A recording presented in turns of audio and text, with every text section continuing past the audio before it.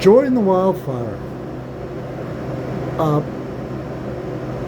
Ballard Blast Furnace Room. Yeah, that's the title of it. ArtsQuest, September 2025.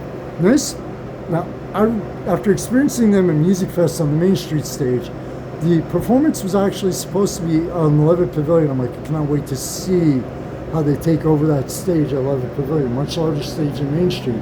But unfortunately, due to the weather forecasting, the powers that be at ArtsQuest making the call way too soon, it's even from a staff member, the performance was moved inside, which was, it still worked, and they did a fantastic adjustment, because I'm sure there was some, like, maybe mental readjustment, or, as far as like, okay, we can't spread it out right now, adjustments with the band in general.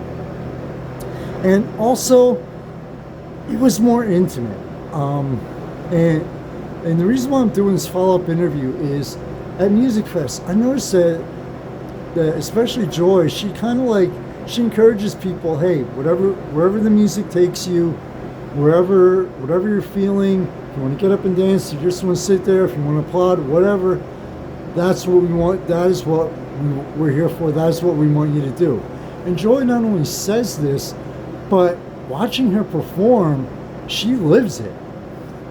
I noticed at the Main Street stage, at the performance on the Main Street stage, that she becomes part of the music and the songs.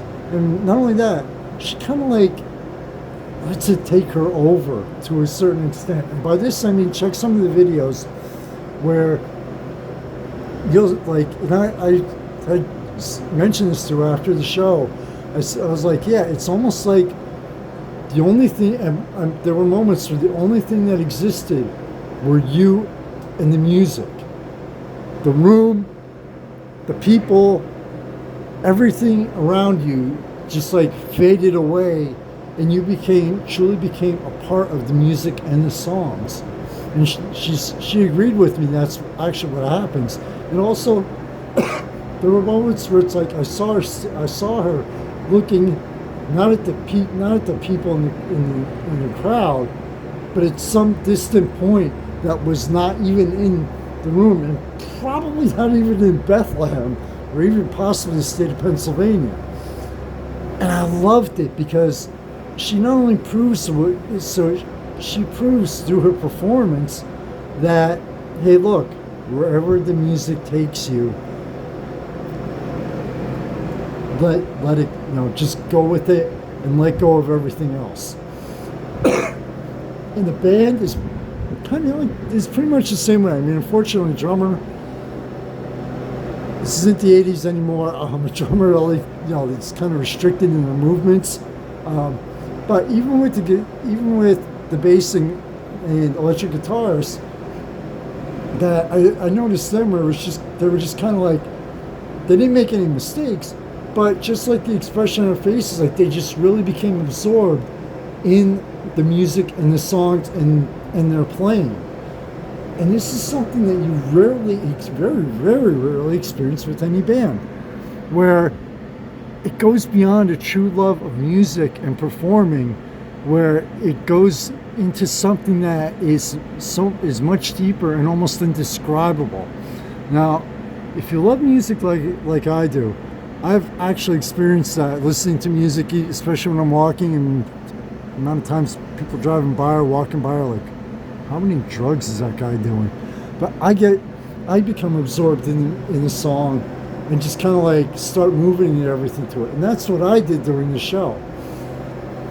And Joy and her band in the Wildfire really had the crowd. There was one song that she did at the Main Street show. I also caught her acoustic performance, one of her acoustic performances, and also at the ArtsQuest performance, where she wanted the crowd to clap. They did. At one point, a few people sang along. At one point, people were dancing in their, standing up in their seats and dancing. At one point, Joy actually ran around the outside of the crowd and ran around the room.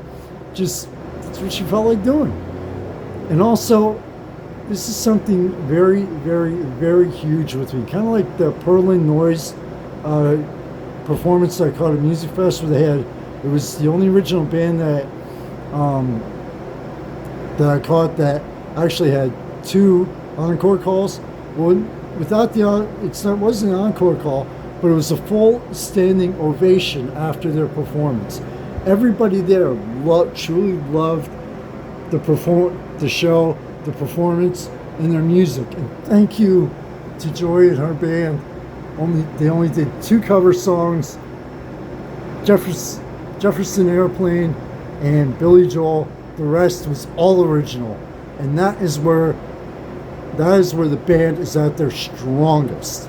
And actually, most bands are at their strongest, is showing their true power, showing who they really are, and showing their true capabilities through the original song, through their original song. So thank you so much for doing that. Joy and Wildfire. Actually, unfortunately, due to scheduling timing, we couldn't do the interview before the show, but I cannot wait to interview Joy. I have several questions, and also they instead of just regular signing up for a mailing list, they actually have kind of like a guest book, kind of like when you go to a wedding, or sometimes when you go to another event, or just you write in a quick hello, or just sign your name or whatever, because they want to. And the reason for this is it helps them remember the performance and the people. Something you very, very, very rarely experience with any band. Joy and Wildfire, check out their music online. But again, I've said this with a number of bands that I've experienced this year. They should be in your top 3 to experience a live performance, because trust me, between indie bands and major performing artists and major recording artists, it is an experience that you're gonna find very hard to duplicate, to top, and to even come close to.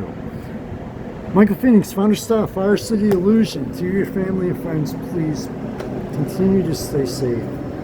And honestly, I wish you only the best and much success in your lives, to you, your family, and your friends.